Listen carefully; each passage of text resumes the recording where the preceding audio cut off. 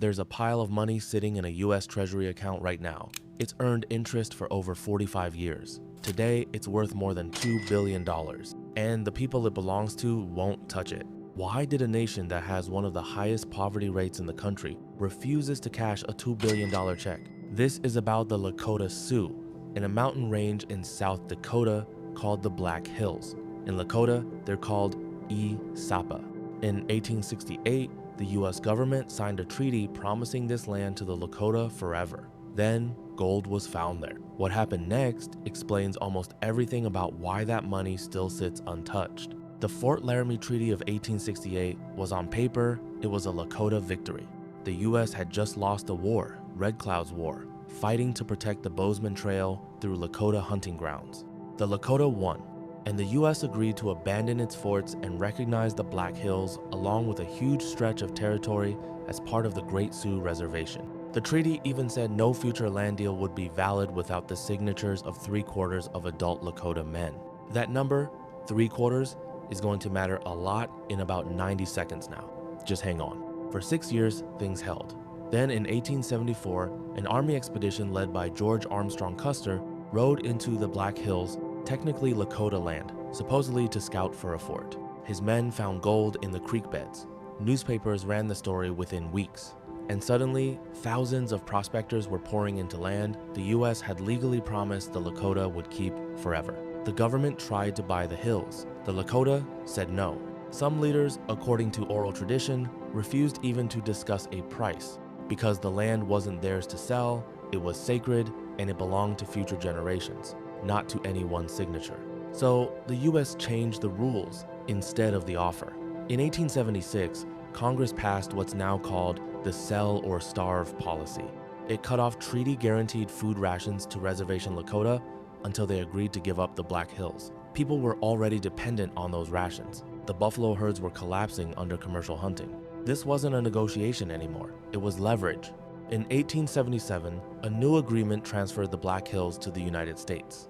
It was signed by around 10% of adult Lakota men. The treaty had required 3/4. For a century, that was simply how it stood. The Black Hills became US Forest Service land. Gold mining continued. Mount Rushmore was carved into a mountain the Lakota consider sacred, finished in 1941, using dynamite on land taken through what many historians call a coerced agreement. The Lakota never stopped saying it was theirs. Not in a symbolic, ceremonial way, they pursued it through the American legal system, generation after generation, for over 60 years. In 1980, it finally reached the Supreme Court, United States v. Sioux Nation of Indians. And the court didn't dodge the question. It ruled, 8-1, that the United States had taken the Black Hills illegally. The opinion stated that a more clear case of dishonest dealing would be hard to find in American history. That's not activist rhetoric. That's the US Supreme Court. So the court ordered compensation, just over $100 million. The estimated 1,877 value of the land, plus 103 years of interest. It sounded like vindication. The Lakota refused to accept it. This is the turn most people don't expect. Everyone assumes a lawsuit is about money. For the Lakota nations, it was never about money. It was about the land. Accepting the payment would legally finalize the sale.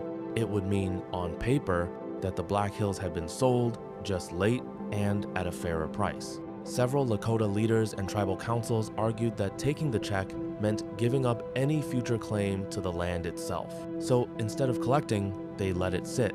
The government put the money into a Bureau of Indian Affairs trust account, where it started earning interest. It's been sitting there since 1980. It has grown from about $100 million to well over $2 billion, and it remains, to this day, unclaimed.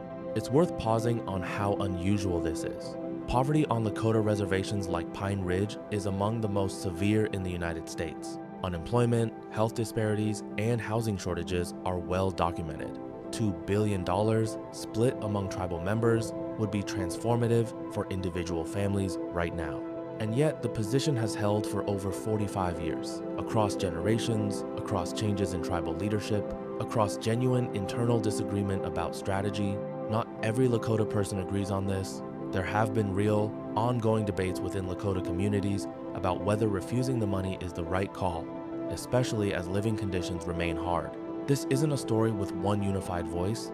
It's a story about a very difficult choice, argued over honestly by people who don't have the luxury of hindsight.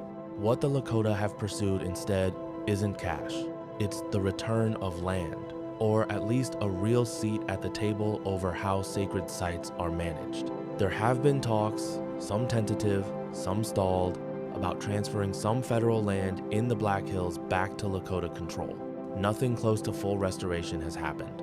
But the demand hasn't gone away, and neither has the money in that account, still growing, still untouched, a kind of standing refusal written in dollars and cents. So why did the Lakota refuse $2 billion? Because the money was never the point. The Black Hills aren't real estate to be priced. They're where Lakota origin stories are set, where ceremonies still happen today. Taking the settlement would have meant agreeing permanently that the land was for sale. And that's the one thing that was never true. Not in 1868, not in 1877, not now. The check is still there. So is the mountain range.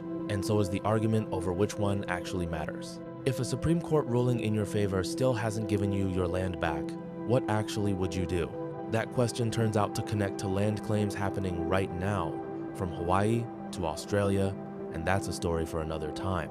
Every culture we cover on this channel has its own version of this fight, a promise made, a promise broken, and a people figuring out what to do about it decades later. The Lakota's answer was to refuse the money and hold out for the land. Other nations have answered differently. Subscribe to see how.